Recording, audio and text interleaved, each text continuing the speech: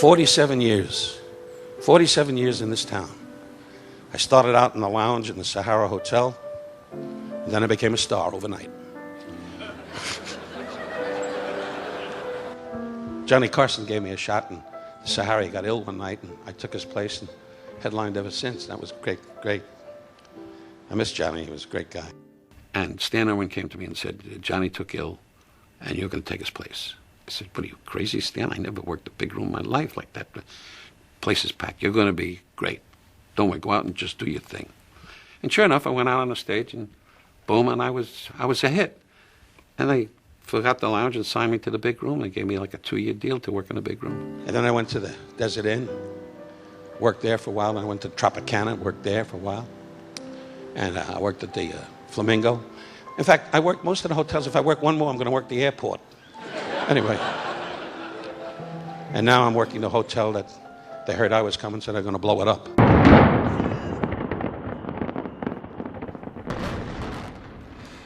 And that hotel is the Stardust Hotel in Las Vegas, Nevada, that you just heard getting demolished. The voice belongs to Mr. Warmth himself, Don Rickles. And perhaps a secret, we've always wanted to open up Take Two, the movie program, with Don Rickles.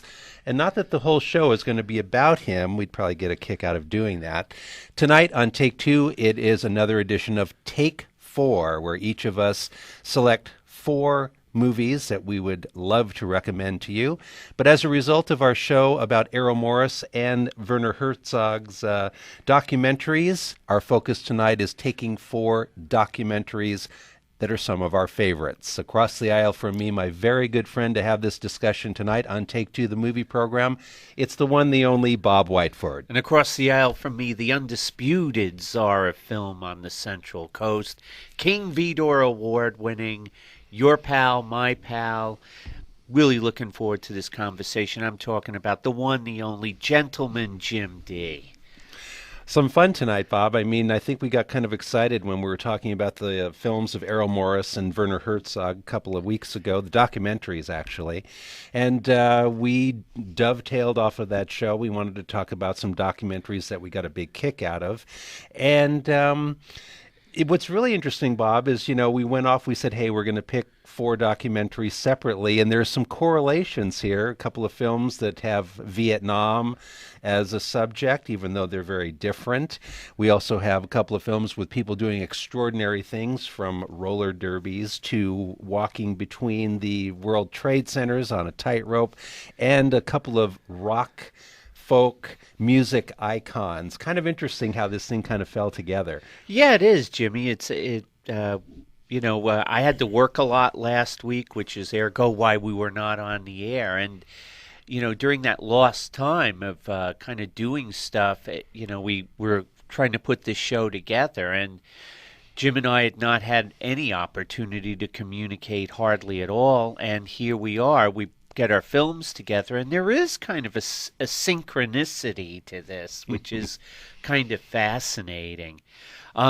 Leading off, the preamble there is a wonderful documentary from, I think it was like 2005, Mr. Warmth, the story of one of our most beloved entertainers, the one, the only, Don Rickles. And this was a kind of an interesting film. It got kind of mixed reviews. I tend to think that the director, John Landis, is still kind of in the woodshed over the Twilight Zone debacle of nearly 30 years ago, where the beloved actor Vic Morrow and the Vietnamese kids were killed in that awful helicopter accident. And it just goes to show you that Hollywood has a long memory. And watching this film, Jimmy, because, John Landis, he had a lot of promise, and he did some interesting stuff. And then that terrible accident happened, and it really derailed his career. Probably was very traumatic for him as well. And, here we are almost 30 years later, 20 some odd years later, And this documentary is wonderful. Yes. It's a revelation. Couldn't stop watching it. Yeah, it's fascinating, and it's loaded with outtakes and all kinds of people talking about really probably for several generations now, one of the great entertainers of this or any other time. And of course, I'm speaking about Mr. Warmth, Don Rickles, who I think in 2005, when this film was made, might have been maybe in his very early 80s, or maybe it was a little later in 2005. I'm not sure, but whenever it was made, not in the recent past, he was in his early 80s and going strong. And as of today, 2011, the man still continues to work constantly. He is still insulting people as he's pushing 90, and the guy hasn't skipped a beat. The world has changed around him. A lot of his ethnic humor may not be suitable for younger audiences, but let's face it, most people are clamoring to get up close to be insulted by him. He is the greatest insult comic of all time. And this film captures so much of the man. He is actually a very warm, loving, beautiful human being when he's not on stage. But then he becomes the merchant of venom. You put a microphone in front of him and an audience of, ethnically diverse people and watch what he does with it. I just enjoyed this film immensely, Jimmy. Whenever I'm down, Mr. Warmth always brings me up. One thing, it's his stand-up routine where he is ripping people in the audience and ethnic slurs, but he does get away with it. But I should mention to the listeners that the stars in this film talking about Don Rickles, Clint Eastwood, Robert De Niro, Martin Scorsese. Of course, Don Rickles had a role in Martin Scorsese's Casino. But we're all talking about stars upon stars. Debbie Reynolds, everybody talk about Don Rickles because he did have quite a film career. As he was on almost every television show in the 60s, and so his acting career and his onstage career as the ultimate insulter, are almost equal. It's incredible. We do have a clip from Mr. Warmth, and here is a star who you may not imagine commenting on his good friend Don Rickles, but here from that film is Sidney Poitier. Don has a little boy in him, and he's a rascal of a little boy, and he is a busybody little boy, and he gets into your life, and he walks the edge, and you know what that edge is. Everybody who's ever seen Don work, they know what that edge is. And as a matter of fact, they come looking for it.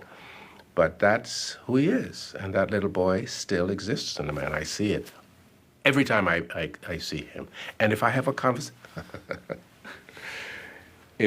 conversation with Don for a minute, there's never been a time when that little boy didn't show up. The voice of Sidney Poitier from the documentary about Don Rickles called Mr. Warmth. And Bob, I'm really glad you picked this. I think our listeners should seek this one out. I couldn't agree more, Jimmy. Folks, you're going to love this. Even if you're not a Rickles fan, you're going to come into this documentary with one idea. You're going to leave with something totally different, and you're going to love every second of this. Mr. Warmth is wonderful. I agree. Well, we're going to move on because each of us have 4 documentaries to talk about tonight. My first documentary, to me, is easily one of the most pure documentaries in the fact that we talked about Herzog, Errol Morris have some commentary going on. Of course, what is the strict definition of a documentary is kind of tough when there are opinions or there are points of view that are coming up in the documentaries. However, shall we call him documentarian Emil de Antonio made a documentary called Point of Order, which was about the McCarthy hearings back in the 50s. And Bob, as we talked about, he just takes the McCarthy hearings the footage, the dialogue, and puts together a documentary. He doesn't talk. There's no narration, nothing. All you see are clips and footage from the McCarthy hearings, and it is one of the most effective documentaries ever. I mean, this is, we were talking about this on the air. It's the condensed version of the hearings from beginning to end. And basically the people speak for themselves. You have Joseph McCarthy, the witch-hunting senator from Wisconsin. You have Joseph Welch, the attorney representing the United States Army.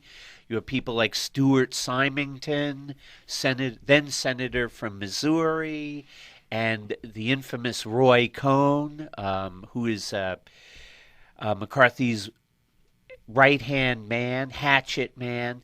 And the folks that made this film just it's old television kinescope. They just let it hang on its own. Everyone lives and dies by their own words and own actions. There's no editorializing at all. In fact, it's wonderfully, the editing to this is fantastic because while condensing the hearings, you don't really lose anything. I mean, it's, like an hour and a half long, maybe a little longer than that, but you really get the whole gist of this, and it's all spoken in everybody's words. It's fascinating, and I agree, Jim. This is as pure a documentary as you're probably ever going to see. The name of the documentary is Point of Order. We have a clip now. Now, this clip runs a little longer than our usual clips, but stick with it. In this clip, you can hear Joseph McCarthy pretty much being completely disarmed by one of the participants in the audience. This is from Point of Order. Now, I just give this man's record, and I want to say, Mr. Welch, that it has been labeled long before he became a member, as early as 1944. Senator, may we not drop this? We know he belongs to the Lawyers Guild. And Mr. Cohn nods his head at me. I did you, I think, no personal injury, Mr. Cohn. No, sir. I meant to do you no personal injury. And if I did, I beg your pardon. Let us not assassinate this lad further, Senator. You've done enough. Have you no sense of decency, sir? At long last, have you left no sense of decency? I know this hurts you, Mr. Welch. I'll say it hurts. May I say, Mr. Chairman, as a point of personal privilege, I'd like to finish this. Senator, I think it hurts you too, sir. I'd like to finish this. I know Mr. Cohn would rather not have me go into this. I intend to, however, and Mr. Welch talks about any sense of decency. It seems that Mr. Welch is pained so deeply, he thinks it's improper for me to give the record, the Communist Front record, of the man whom he wanted to foist upon this committee. But it doesn't pain him at all. There's no pain in his chest about the attempt to destroy the reputation and take the jobs away from the young men who are working in my committee. And Mr. Welch, if I have said anything here which is untrue, then tell me.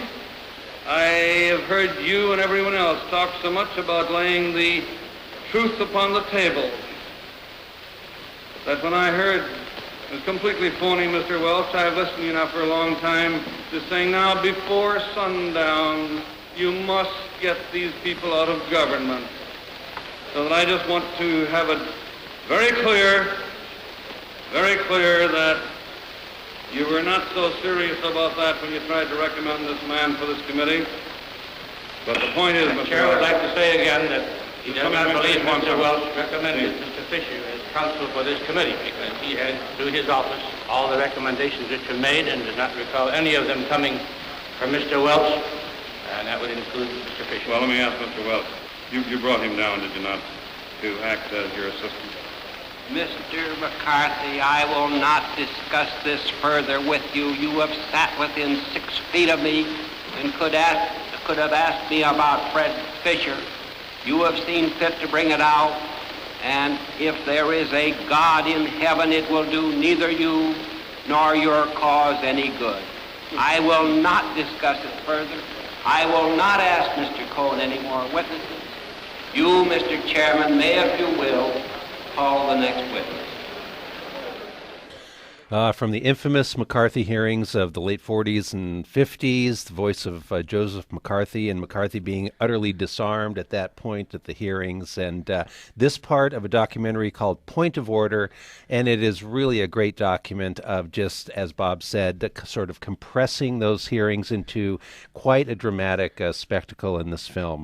My hat off to Emil De Antonio for making a documentary with no commentary. It just summarizes those very painful hearings with Joseph McCarthy. So, my first documentary choice, Point of Order. Bob? Well, I'm up again, and this is kind of an interesting film that came to my attention maybe about a year or so ago, something I had never heard of, from 1971, called Derby.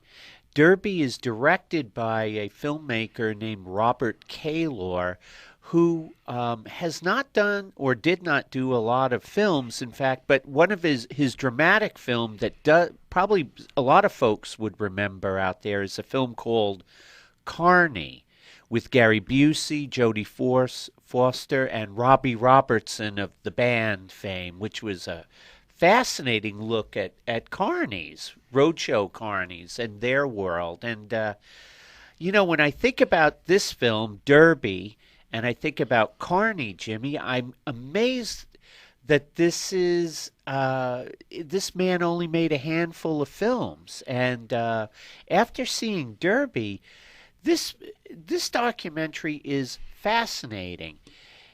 Initially, he set out to do a documentary about roller derby. And let's face it, the sport's enjoying a real renaissance the last few years. Back in the 70s, early 70s, it had been around for a long time and was still popular, but maybe a little bit in decline because it had been around a long time.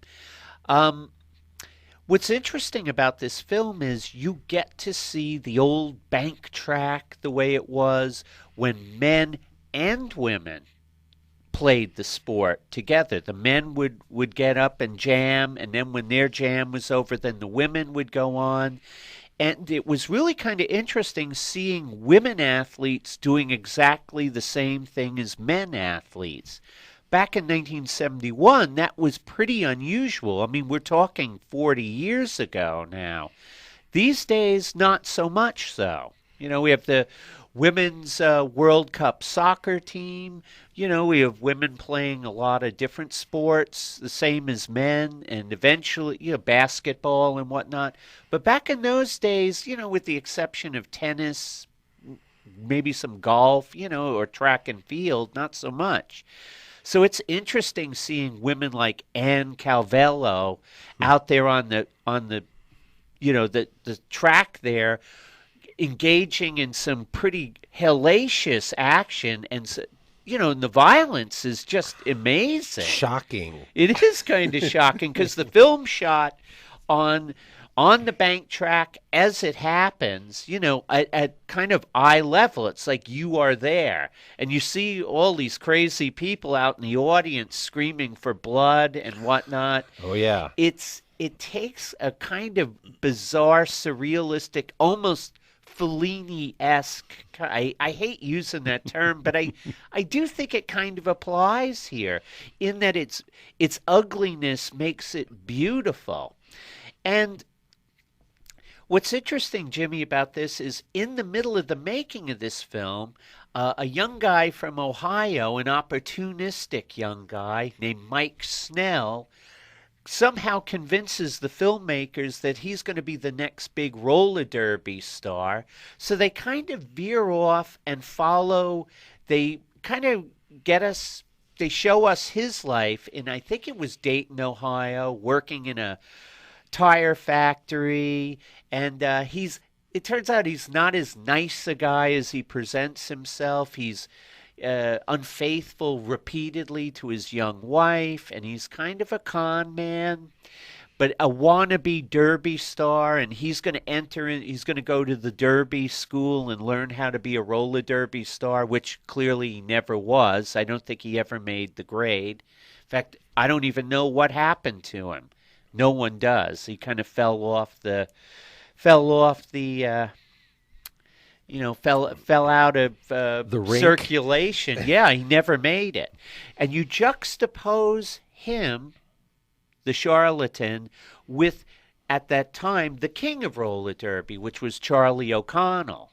And O'Connell is the real deal, a total pro, a man of character, and a guy who worked his way up from by his bootstraps, older school, brought his lunch pail and worked at his craft. And it's no secret that he got to be at the top of his sport. And, you see Snell's kind of sleazy going on with his situation. And then you look at Charlie O'Connell and how he's got a decent house, and it's not opulent by any standards. It's a middle class house, 1971 style. He doesn't live in a mansion, but he lives well. He has a lovely wife and a family. Well, actually, I don't know if he has a family, but he has he takes care of his wife, and they got a little pool in the backyard, and he's sitting there staring out.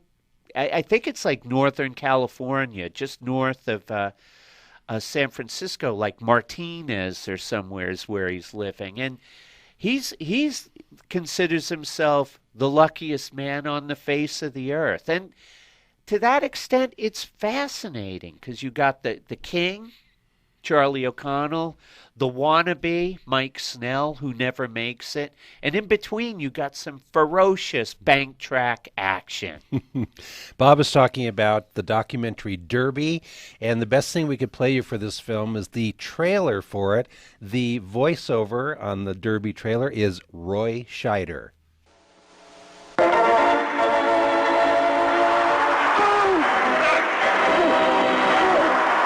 This is Derby, the motion picture acclaimed at the USA and San Francisco film festivals. Derby, a world where men and women play by the same rules. And in changeover, the packers together, there's only 5 seconds to go, and then everyone stops. Those that are out there get right into that changeover.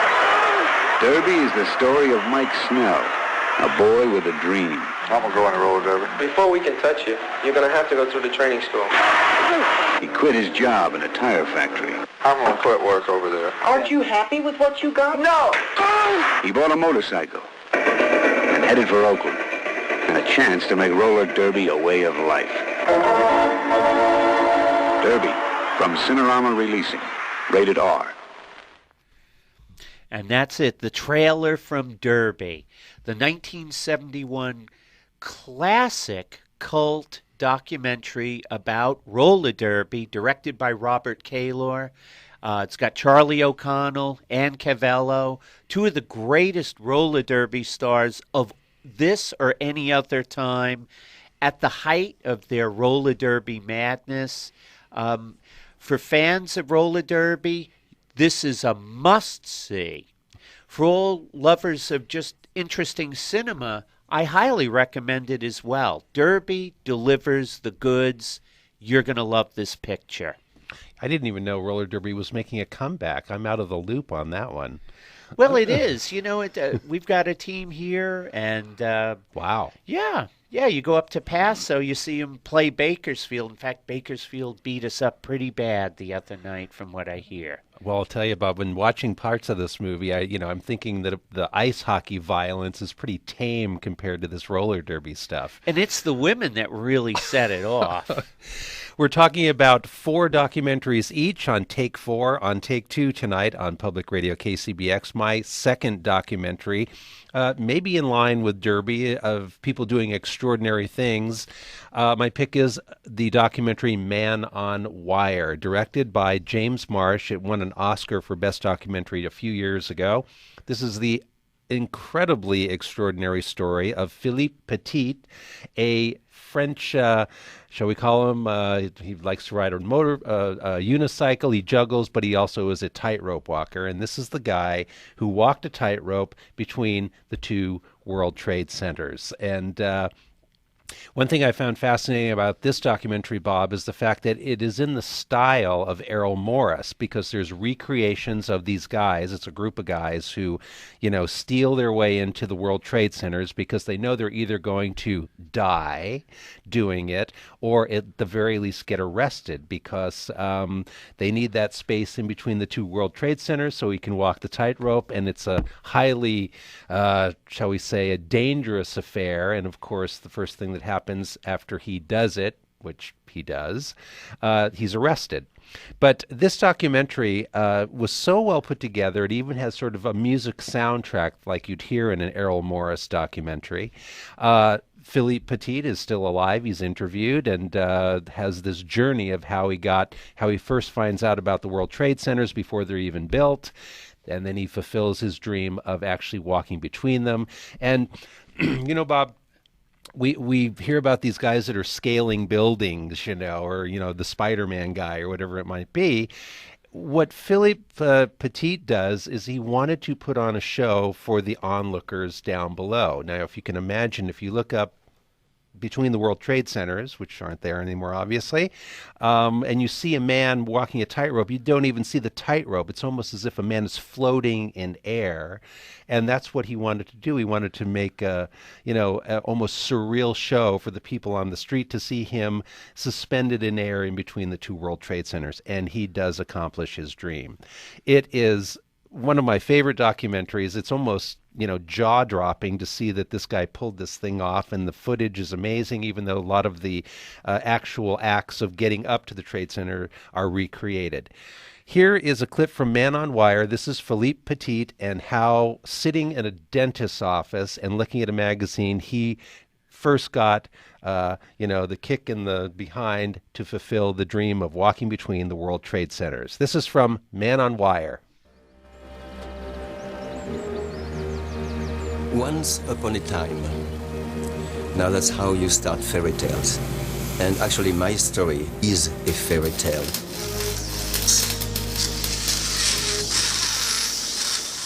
Here I am, young, 17 years old, with a bad tooth in one of those uncolorful waiting room of a French dentist, and it's really lit with a little 40-watt bulb, and you have old ladies and people, sheepishly looking at magazines, quiet, and suddenly I freeze. Because I have opened a newspaper at a page and I see something magnificent, something that inspires me. I see 2 towers, and the article says one day those towers will be built. They're not even there yet. And when they are, they will become the highest in the world. Now I need to have this little tangible start of my dream. But everybody is watching, but I need that page. And so what I do is, under the cover of sneeze, I tear the page, put it under my jacket, and go out. Now, of course, I would have a toothache for a week. But what's the pain in comparison that now I have acquired my dream? From the documentary Man on Wire, the man who walked between the World Trade Centers on a tightrope, that's Philippe Petit. Also interviewed in this incredible documentary are those who helped him do it. And it is amazing. It's actually quite emotional when he gets out there. I mean, I'm not ruining anything. If you seek out this documentary, the accomplishment of the dream that you just heard in that clip is it's moving, it's emotional, and really, Bob, and when you think about the fact that the World Trade Centers aren't there, it's one of the most unique and an act that will never, ever happen again. It's amazing. I love this film, Jimmy, and just as a point of reference there, it's also interesting on another level. It's the story of the Twin Towers and their inception, and especially there's lots of information and footage of the construction, its beginning. And in a way, it's kind of a loving homage to them, to the Twin Towers as well. This is a wonderful film. It succeeds on many levels. I loved it. So my second documentary tonight is Man on Wire. Tonight on Take Two, Bob and I are picking 4. It's Take 4, and our focus is on documentaries. We will continue with more of Take Two in a moment.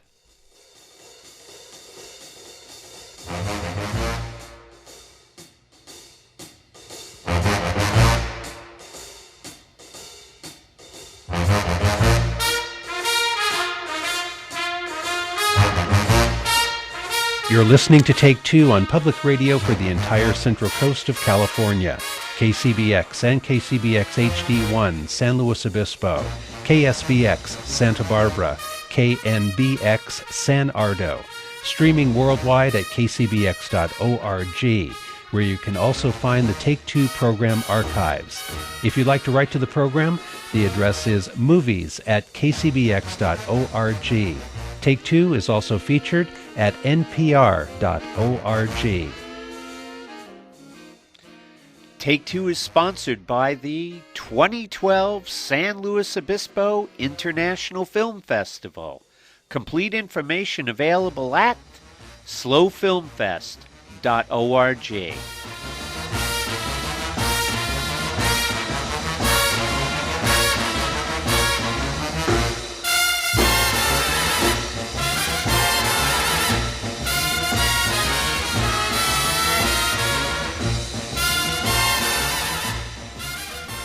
We're back on Take Two, the movie program. Tonight it's Take 4. Our focus is on documentaries. Bob and I got to this idea after talking about some of the documentaries of Werner Herzog and Errol Morris a few weeks ago.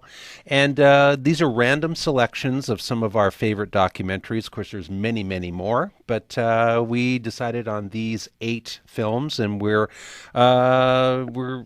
continuing now. And Bob, our next 2 selections have a Vietnam correlation, even though they're very different. And I do have to say, this documentary that you chose, it kind of rattled my cage. It's one of the most moving but profoundly disturbing documentaries on the Vietnam War that I've ever seen.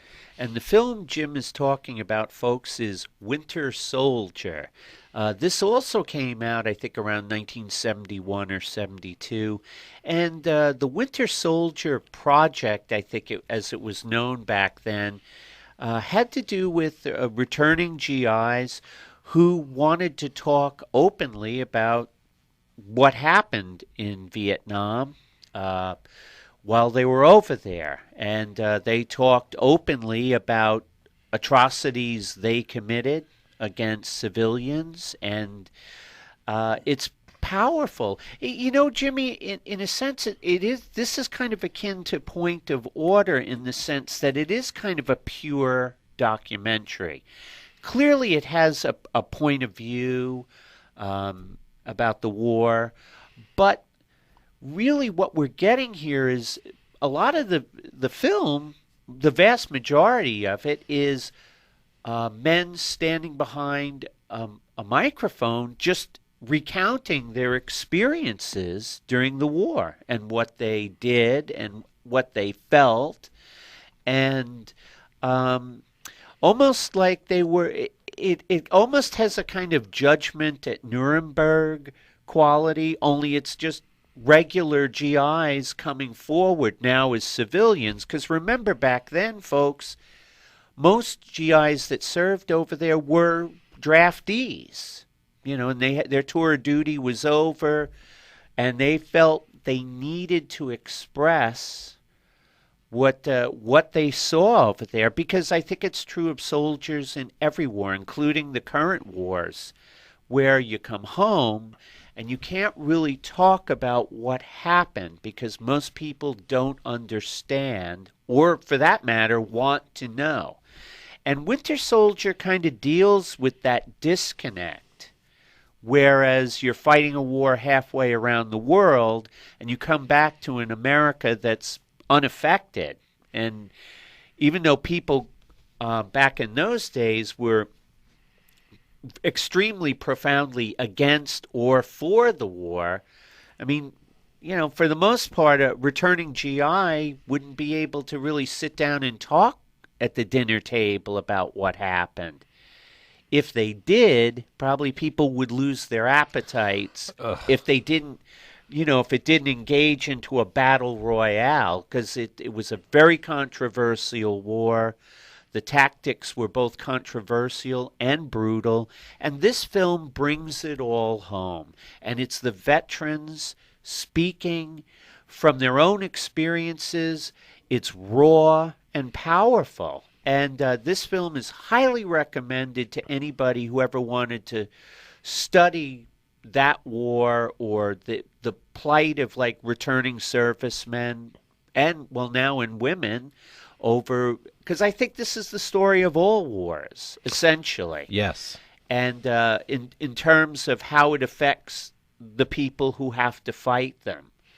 And you can survive the battlefield, but a part of you dies even in the survival. And it's like, how do you cope with that? How do you deal with it?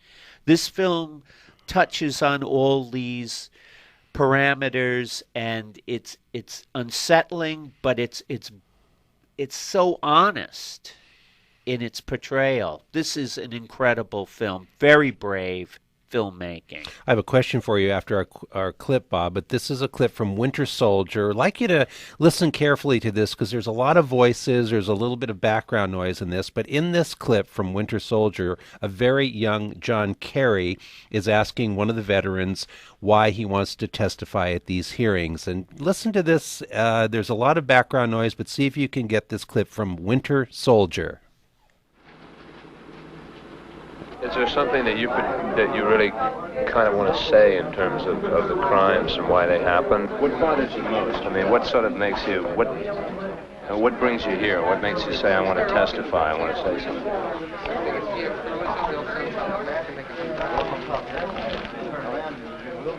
I'd almost need a book to answer that, man. It's like just so many things bothered me about just that short period that I was over there, and the whole 2 years I was in the Army. I didn't like being an animal, and I didn't like seeing everybody else turn into animals either. And I just sort of hope that in a way I can sort of relate what I saw over there to what's happening here, because no matter how much we as veterans can relate to the press or to the public, until you've grasped it, man, you're not going to end that war because it's too distant. The man on the street's too busy making a buck here, and he's too worried about getting antifreeze for his car. I'm just getting to a point that it's sort of making me quiet, you know? Sort of making it like I don't know what to say anymore. They've all heard it, and they all know what's happening, but it's like nothing's happening. You're supposed to feel sorry for American wounded, but you weren't supposed to feel sorry for the enemy wounded or dead. And I just felt sorry for the whole thing, but I guess that doesn't mean anything, just feeling sorry about it. That is from Winter Soldier, a real veteran, and talking about his experiences in Vietnam. And, you know, Bob, I think it's important to say before I have this question for you, that I almost feel that this film needs a little bit of a warning. I mean, I would almost give it an R rating because of the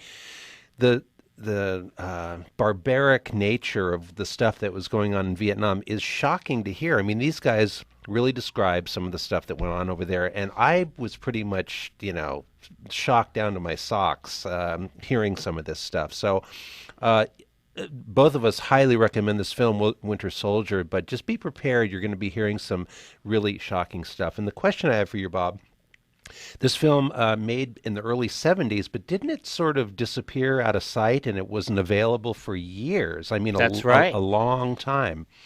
Yes. In fact, this film came out around 1972, very briefly.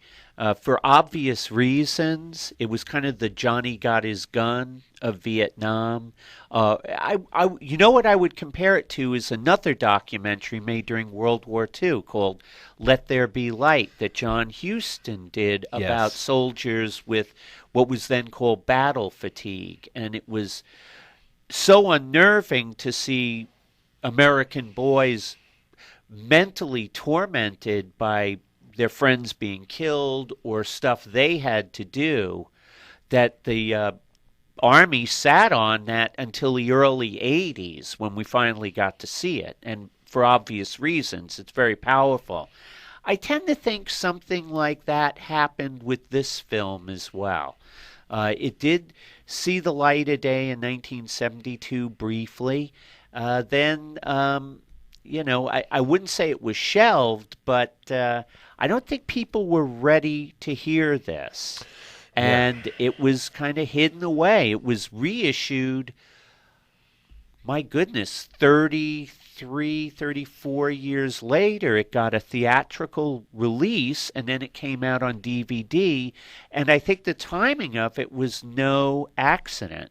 We were dealing with the same situation, especially at that time in Iraq and Afghanistan, and we had a whole new generation of combat veterans coming home to our neighborhoods, and people needed to understand what this, get a sense at least of what was going on in order to help these people transition back into being civilians again. And I think that's what happened. That my guess is that's exactly what happened. The film that Bob is talking about, Winter Soldier, that's his third pick tonight for our Take 4 documentaries in tonight's program. And here's that interesting correlation in the fact that we didn't know what films we were going to pick. And my third documentary pick for tonight is Hearts of Darkness, which is the filming, or shall we say the film about the filming of Francis Ford Coppola's classic Vietnam film, Apocalypse Now. And folks, if you're a fan of Apocalypse Now and you haven't seen Hearts of Darkness, you need to see this documentary. And Bob, you were saying when they reissued Apocalypse Now, even in the really expanded versions, it would have been great if Hearts of Darkness would have been included, because the behind the scenes look at the making of the film is harrowing. It reminded me of the Burden of Dreams documentary made about Werner Herzog making Fitzcarraldo, where the the making of is as powerful and dramatic as the film itself.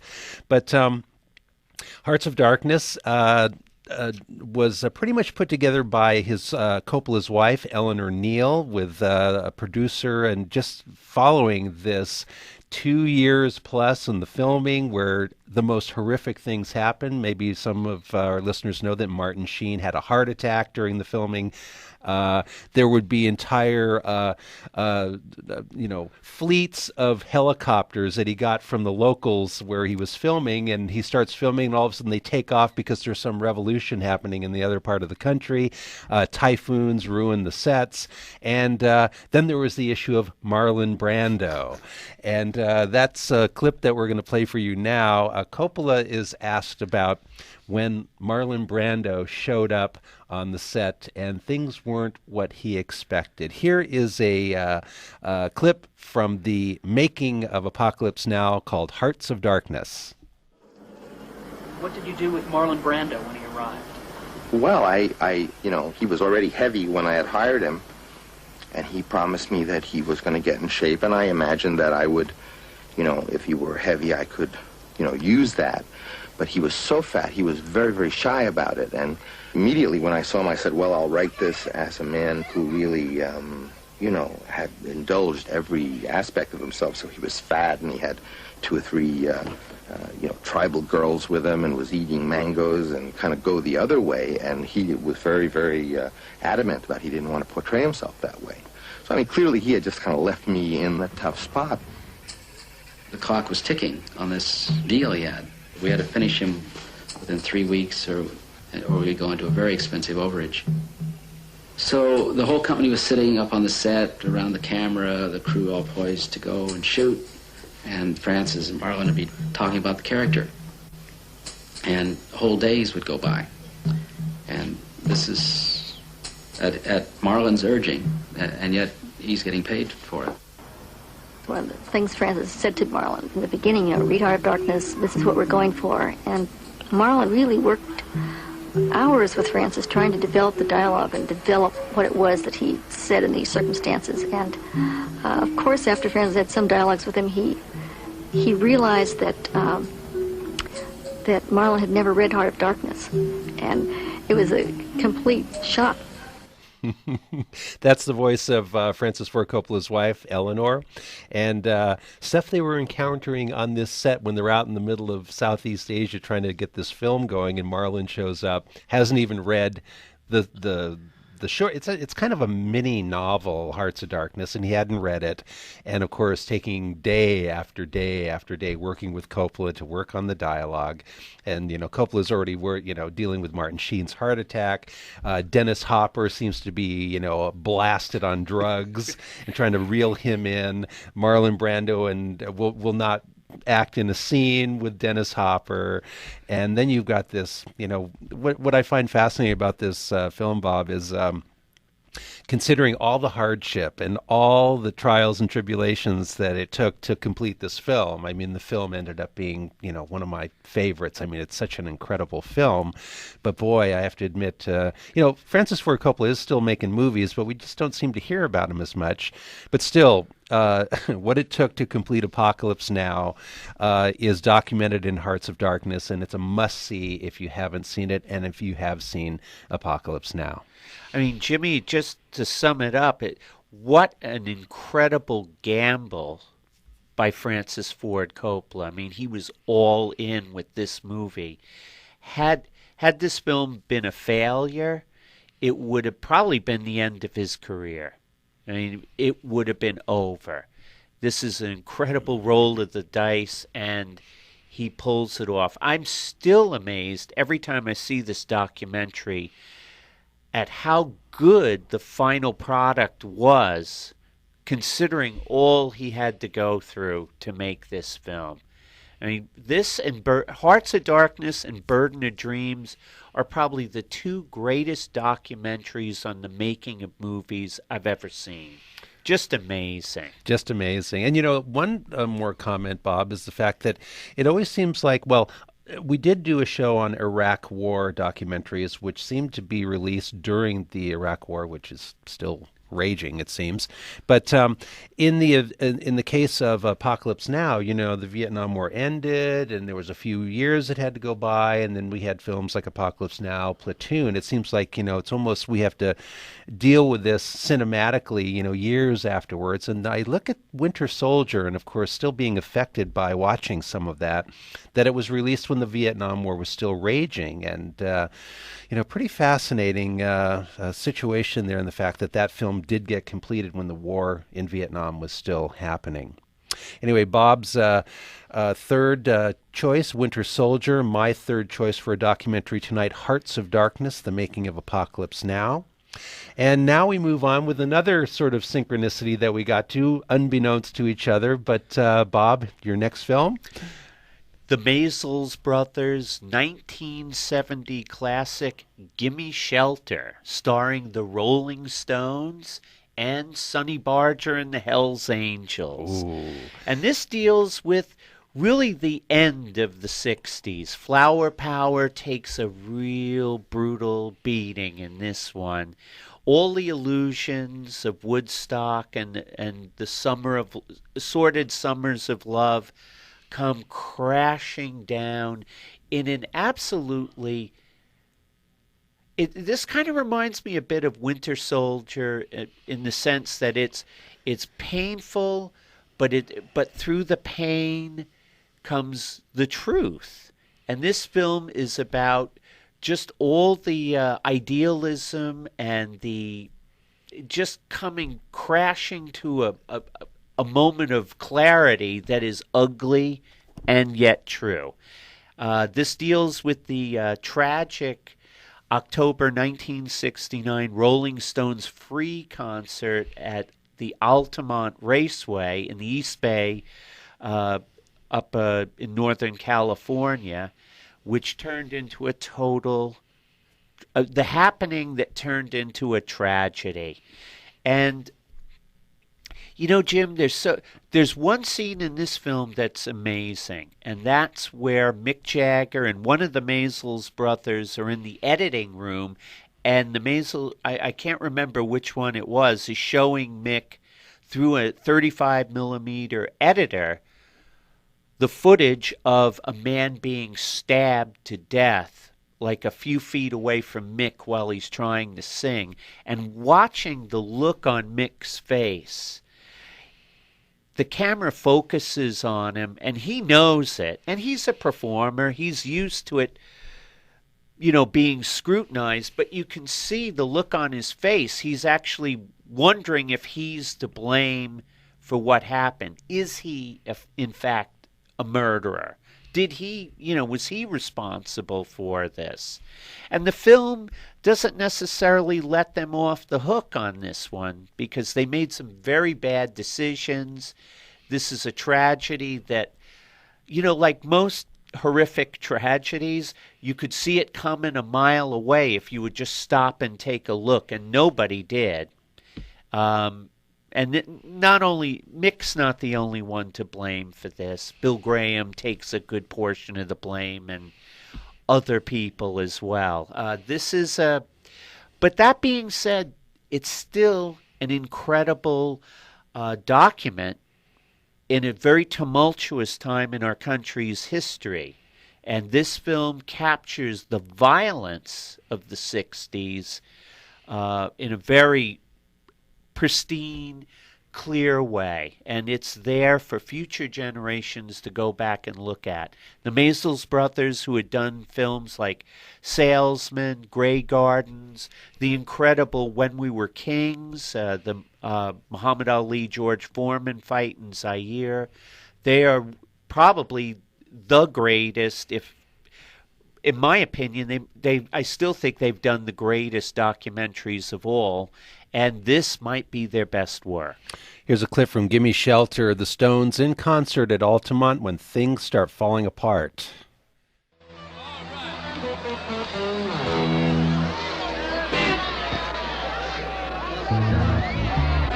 People, I mean, who's fighting what for? Who's fighting and what for? Why are we fighting? Why are we fighting? We don't want to fight. Come on. Do we want? Who wants to fight? Who is it?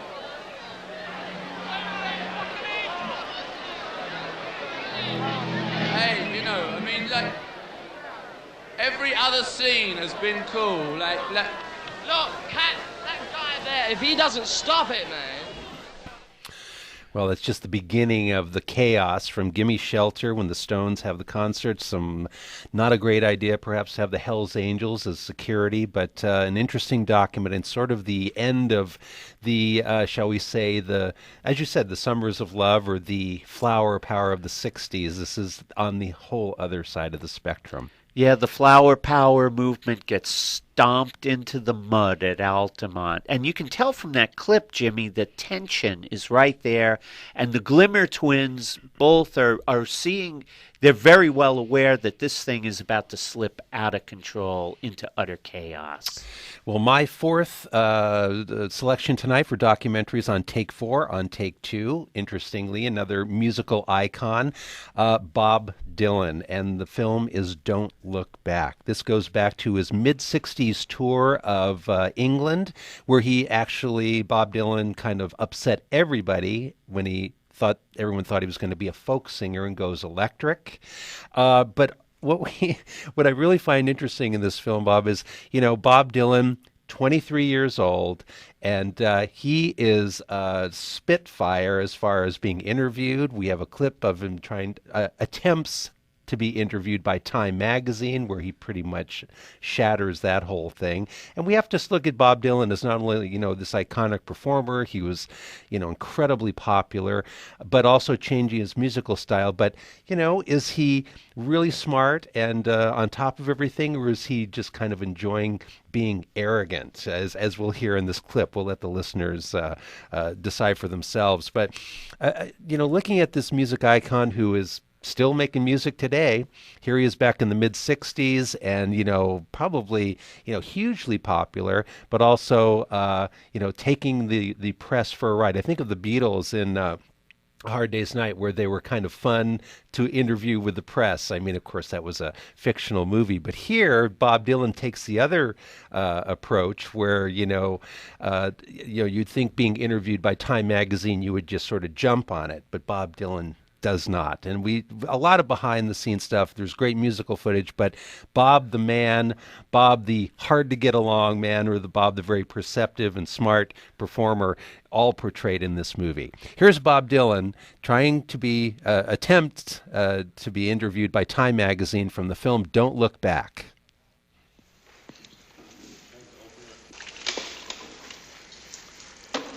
Are you going to see the concert tonight? Yes. Are you going to hear it? Okay, you hear and see it, and it's going to happen fast, and you're not going to get it all, and you might even hear the wrong words, And then afterwards, see, I won't be able to talk to you afterwards. I got nothing to say about these things I write. I mean, I just write them. I have nothing to say anything about them. I don't write them for any reason. There's no great message. I mean, if you want to tell other people that, go ahead and tell them. But I'm not going to have to answer to it, and they're just going to think, what's this Time magazine telling us? But you couldn't care less about that either. You don't know the people that read you. Because, I've never been in Time magazine, and yet this hall is filled twice. And I've never been in Time magazine. I don't need Time magazine. And I don't think I'm a folk singer. You'll probably call me a folk singer, but, the other people know better. Because the people that buy my records listen to me don't necessarily read Time magazine. The audience that subscribes to Time magazine, the audience of the people that want to know what's happening in the world week by week, the people that work during the day and can read it, it's small, right, and it's concise, and there's pictures in it. I mean, those a certain class of people, it's a class of people that take the magazine seriously. I mean, sure, I can read it, and I read it on the airplanes, but I don't take it seriously. If I want to find out anything, I'm not going to read Time magazine. I'm not going to read Newsweek. I'm not going to read any of these magazines. I mean, because they just got too much to lose by printing the truth. You know that. What kinds of truths are they reading? On anything, even on a worldwide basis. They just go off the stands in a day if they printed really the truth. What is really the truth? Really the truth is just a plain picture. Of a plain picture of let's say a tramp vomiting, man, into the sewer, and next door to the picture, Mr. Rockefeller or Mr. C.W. Jones, on the subway going to work. Any kind of picture. Just make some sort of collage of pictures, which they don't do. There's no ideas in Time magazine. There's just these facts. Which too are switched, because even the article on what you're doing, the way it's going to come out, don't you see, it can't be a good article, because the guy that's writing the article is sitting in a desk in New York. He is not even going out of his office. He's just going to get all these 15 reporters, and they're going to send him a quota. 23-year-old Bob Dylan taking the press to task in the documentary film about Bob Dylan, Don't Look Back. Highly recommended. Well, that about does it. We took 4 tonight, my 4 documentaries that I'd love for you to see. Point of Order, Man on Wire, Hearts of Darkness, and Don't Look Back. And my 4 were Mr. Warmth, the Don Rickles story, Derby, the story of roller derby from 1971, Winter Soldier, also from 1971, and last but not least, Gimme Shelter from 1970, The Death of the Flower Power. Well, this has been fun, Bob. We hope you'll seek out some of these documentaries, and we'll do it again with another Take 4, and we're not sure what that will be. Thanks to Andy, our projectionist. We'll see you next time on Take 2.